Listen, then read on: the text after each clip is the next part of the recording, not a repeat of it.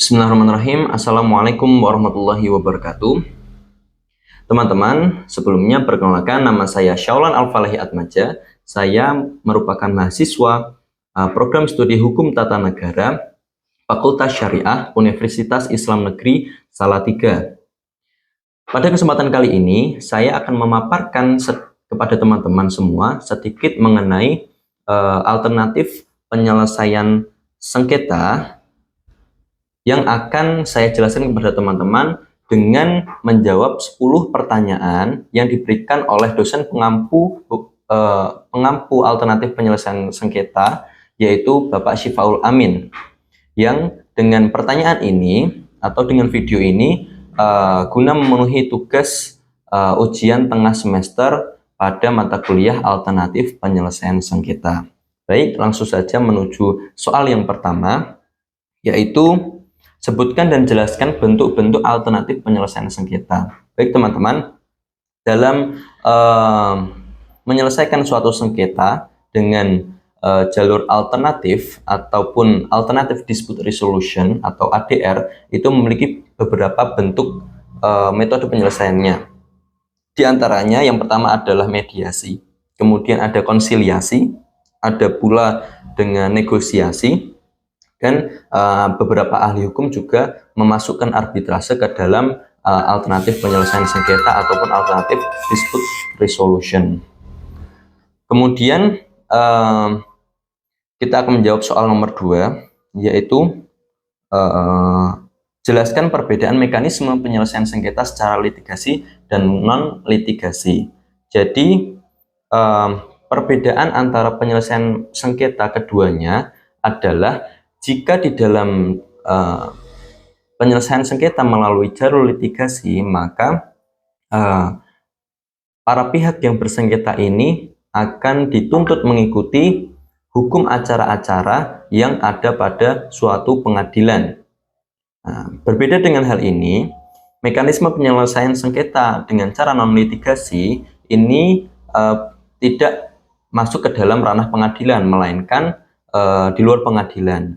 Dan itu pun ada beberapa tahapan dan juga syarat-syarat yang harus dipenuhi oleh kedua belah pihak, tentunya dengan mengikuti ataupun dengan aturan-aturan sesuai dengan metode yang dipilih, seperti mediasi, konsiliasi, arbitrase, dan negosiasi. Ini keempatnya ini memiliki tata cara yang berbeda-beda sesuai dengan metodenya masing-masing.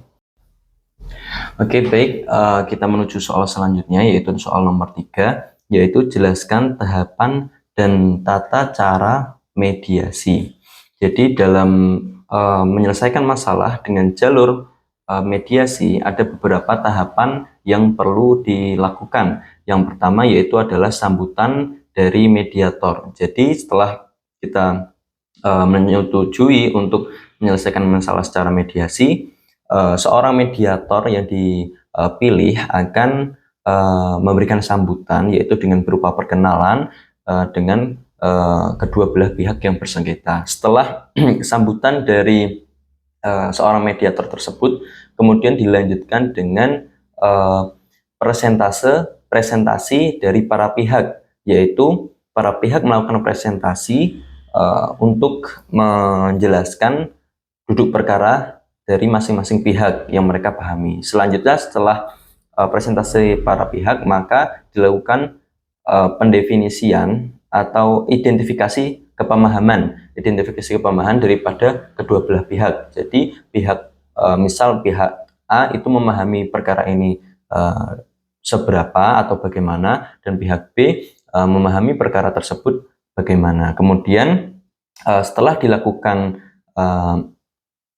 identifikasi pemahaman, maka selanjutnya yang harus dilakukan seorang mediator adalah membimbing untuk melaksanakan pendefinisian atau pengurutan masalah. Jadi masalah akan diurai dari awal permasalahan hingga akhir permasalahan. Kemudian setelah didefinisikan atau dijelaskan secara runtut permasalahan yang ada, dilanjutkan dengan tawar-menawar, yaitu tawar-menawar yang dilakukan oleh kedua belah pihak untuk mencapai suatu persetujuan untuk menyelesaikan perkara atau permasalahan yang disengketakan.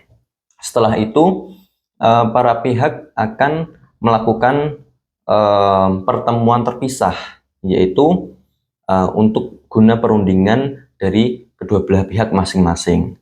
Nah, setelah pertemuan terpisah, maka akan dikumpulkan kembali bersama seorang mediator untuk melaksanakan atau memutuskan putusan yang akan disetujui. Nah, kemudian setelah putusan tersebut disetujui dari kedua belah pihak, maka akan dibuatkan, yang terakhir adalah dibuatkan akte perdamaian.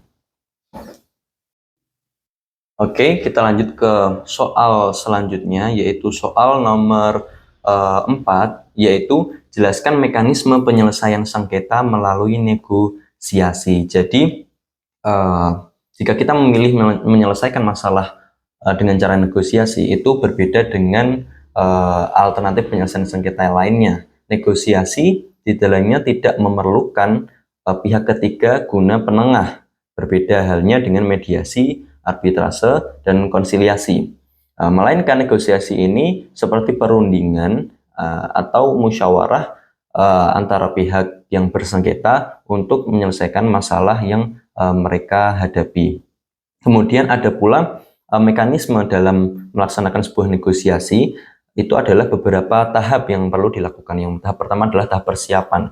Jadi ketika kita ingin melakukan negosiasi dengan lawan berperkara kita, maka kita harus menyiapkan dulu informasi yang akan kita sampaikan kepada lawan negosiasi kita. Selain itu, kita harus mempersiapkan strategi agar apa yang kita inginkan dengan negosiasi tersebut dapat terpenuhi. Kemudian setelah tahap persiapan, yang kedua adalah tahap orientasi, di mana kedua belah pihak saling bertemu dan saling menawarkan penawaran yang pertama untuk menyelesaikan masalahnya. Setelah tahapan orientasi dipenuhi, maka selanjutnya adalah tahap konsensi atau tahap atau menentukan posisi. Jadi di dalam tahap ini para pihak menawarkan tawaran dan juga memberikan konsekuensi dari tawaran tersebut ataupun imbalan daripada tawaran yang diberikan. Jadi sebenarnya inti di dalam negosiasi adalah di tahap ini, ketika kedua belah pihak tersebut menawarkan dan juga memberi tanggapan untuk tawaran-tawaran yang diberikan oleh lawan negosiasinya. Kemudian tahapan yang terakhir yaitu tahapan penutup, di mana ketika tawaran untuk menyelesaikan masalah ini disetujui oleh lawannya, maka tawaran tersebut atau keputusan tersebut mengikat kedua belah pihak dan menjadikan suatu komitmen. Tetapi jika tidak terpenuhi ataupun tidak disetujui oleh kedua belah pihak, maka sama saja negosiasi yang dilakukan adalah batal ataupun tidak berhasil. Oke, kita akan menjawab soal selanjutnya, yaitu soal nomor 5, yaitu jelaskan mekanisme penyelesaian sengketa melalui konsiliasi. Jadi teman-teman, konsiliasi ini sebenarnya tidak jauh berbeda dengan mediasi, begitu juga dengan tahapan mekanisme penyelesaian sengketanya. Yang berbeda, yang membedakan konsiliasi dengan mediasi adalah jika dalam konsiliasi, seorang konsiliator yang bertugas itu diberikan kewenangan lebih untuk memberikan intervensi atau masukan-masukan untuk menyelesaikan masalah yang disengketakan. Berbeda dengan mediator. Seorang mediator yang ditugaskan untuk menyelesaikan suatu perkara itu tidak diperbolehkan untuk melakukan intervensi berlebih kepada kedua belah pihak, melainkan dia hanya membujuk untuk dilakukan atau dicapainya sebuah kedamaian. Begitu juga dengan tahapan mekanismenya. Konsiliasi juga hampir sama dengan mediasi, yaitu yang pertama dengan sambutan oleh konsiliator, kemudian tahapan dengan pendefinisian, presentasi para pihak, dan semua sama dengan mediasi, dan juga di akhir ditutup dengan penandatanganan akte perdamaian jika konsiliasi yang dilakukan berhasil. Oke, selanjutnya kita akan menjawab soal yang nomor 6, yaitu jelaskan latar belakang munculnya Perma nomor 1 tahun 2016. Jadi, Perma nomor 1 tahun 2016 tentang prosedur pelaksanaan mediasi di pengadilan itu dilatar belakangi oleh beberapa faktor yang dirasa di dalam menyelesaikan suatu sengketa yang diangkat atau dijalurkan dengan pengadilan itu tidak memuaskan. Beberapa faktor tersebut yaitu biaya atau ongkos berperkara di dalam pengadilan itu sangatlah mahal. Kemudian faktor selanjutnya adalah ketika kita berperkara dan mengangkat suatu perkara tersebut atau sengketa tersebut ke pengadilan, maka jalur yang dilakukan adalah sangat terikat dengan hukum acara yang ada. Maka seorang hakim pun terikat dengan itu.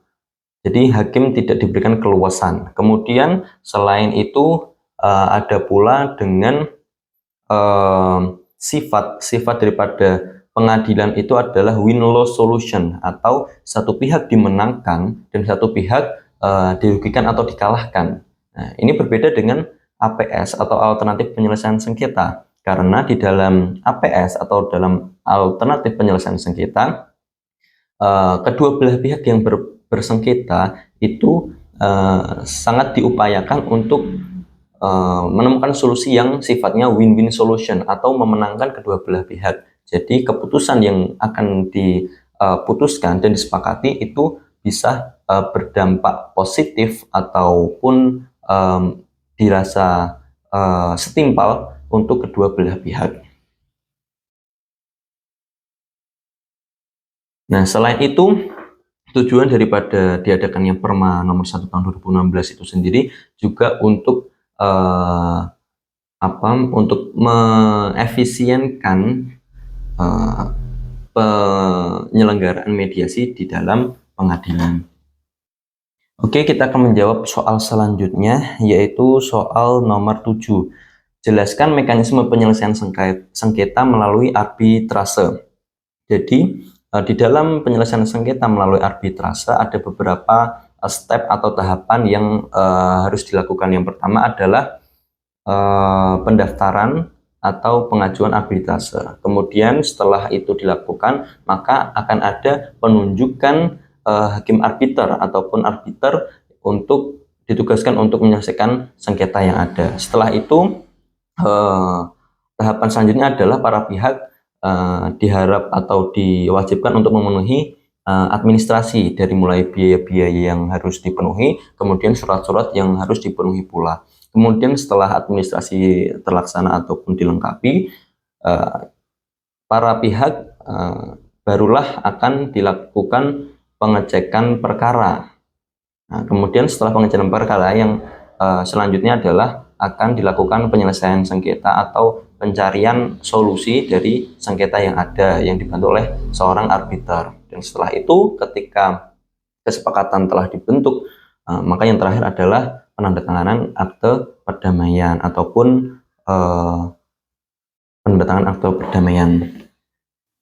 Oke, selanjutnya soal nomor 8, yaitu jelaskan yang dimaksud dengan arbitrase institusional dan arbitrase ad hoc. Jadi arbitrase ad hoc merupakan arbitrase yang dikenal juga dengan arbitration appointed for each case. Yang dimaksud di sini adalah seorang arbiter yang ditunjuk untuk melaksanakan atau menyelesaikan suatu perkara itu ditunjuk untuk menyelesaikan satu perkara itu saja. Maka wewenangnya untuk menyelesaikan satu perkara itu saja. Ketika wewenang tersebut telah terlaksana, maka gugurlah sudah wewenang yang diberikan atau fungsi yang diberikan. Jadi fungsinya itu tidak mutlak. Nah, lain dengan ini, yang dimaksud dengan arbitrase institusional adalah merupakan lembaga badan arbitrase. Jadi sifatnya adalah permanen. Jadi arbiternya itu bersifat permanen karena dia berupa lembaga arbitrase. Oke, soal selanjutnya yang soal sebelum terakhir, yaitu soal nomor 9, yaitu jelaskan bagaimana mekanisme pengangkatan hakim arbiter. Dalam pengangkatan hakim arbiter itu para pihak yang bersepakat untuk menyelesaikan sengketanya dengan arbitrase, maka akan diwajibkan untuk mengajukan untuk memilih hakim-hakim arbiter kepada pengadilan negeri. Tentunya hakim-hakim yang dipilih ataupun yang dipilih ini harus memenuhi syarat-syarat ketentuan untuk menjadi seorang arbiter. Nah, kemudian kita lanjut ke persoalan nomor 10 atau soal nomor 10, yaitu yang terakhir, yaitu jelaskan perbedaan Bani dan Basarnas serta apa sajakah kewenangan dari dua lembaga tersebut. Jadi Bani atau yang memiliki kepanjangan Badan Arbitrase Nasional Indonesia itu adalah suatu badan arbitrase nasional yang memiliki kewenangan untuk mengurusi atau menyelesaikan sengketa-sengketa secara umum. Nah, berbeda dengan hal ini, Basarnas atau memiliki kepanjangan Badan Arbitrase Syariah Nasional itu hanya menyelesaikan masalah-masalah sengketa yang dalam lingkup syariah saja. Begitu juga dengan kewenangannya. Bani memiliki kewenangan untuk menyelesaikan masalah sengketa bisnis, masalah sengketa perjanjian. Kemudian jika Basarnas ini memiliki kewenangan yaitu menyelesaikan sengketa syariah, menyelesaikan sengketa ekonomi syariah, dan juga menyelesaikan sengketa perbankan syariah. Jadi hal ini berbeda. Nah, teman-teman, itu tadi yang dapat saya jelaskan kepada teman-teman untuk memenuhi ujian tengah semester mata kuliah alternatif penyelesaian sengketa yang diampu oleh Bapak Syifaul Amin. Semoga apa yang saya sampaikan dari nomor 1 sampai nomor 10 tadi dapat memberikan manfaat dan juga tambahan pengetahuan kepada teman-teman semua. Wabillahi taufiq wal hidayah, waridha wal inayah. Wallahu muwaffiq ila aqwamit thoriq. Wassalamualaikum warahmatullahi wabarakatuh.